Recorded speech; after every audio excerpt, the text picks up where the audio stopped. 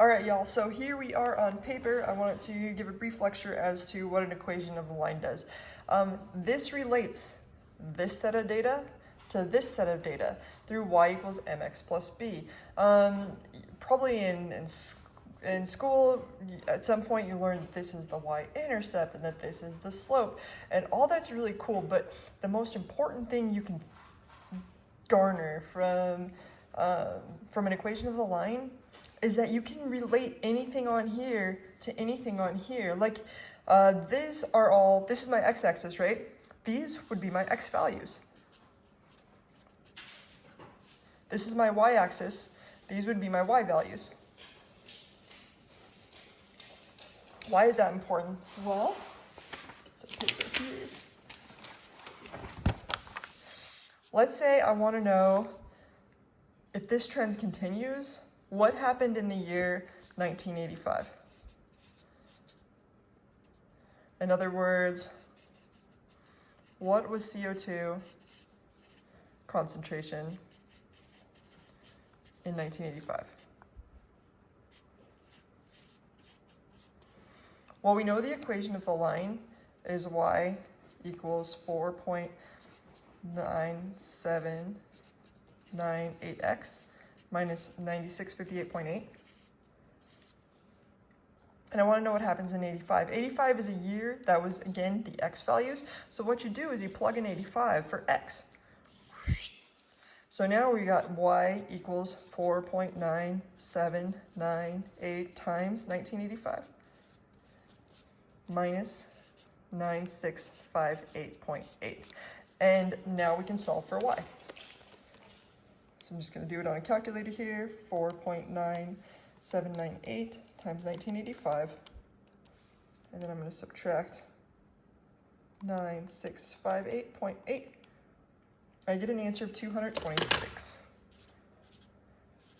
Now, if you've taken my ppm, if you've taken my lecture course, you know automatically that I'm a big stickler for sig figs and that this wouldn't work for me. I'd round this to 230.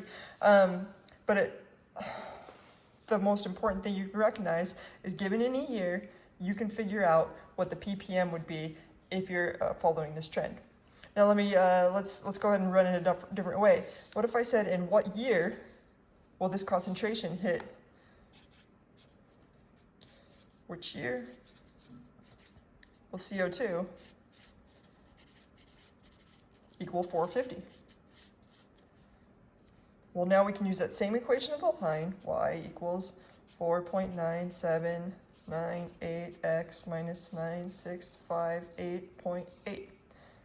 But now we're given this. If you remember, this is the y value, so we would plug it in here. 450 equals 4.9798x minus 9658.8. A little algebra, I'm going to add this number to both sides, and then I'm going to divide by that 4.9798. So 450, I'm going to add to that, plus 9658.8, and then I'm going to divide by 4.9798. And that gives me the year 2029.9 or 2030. So understanding how this equation of the line works is it's like, oh, detrimental sounds horrible. If you don't, it is detrimental to your college career. It's absolutely imperative that you understand how an equation of a line works, especially if you're going into chemistry and physics where you're going to be making graphs all the time and you're going to have to determine data. Now, the data doesn't have to be outside of the range. I could plug in, for example, something that we know. If I go to, let's see, where's 300 at? Right here, in the year 2000, it looks like it was about 300. If I plug in anything on this line, I can figure it out. I can go in between years and figure out what the concentration would have been. Corduroy. My dog's getting into the trash. I caught him, sorry.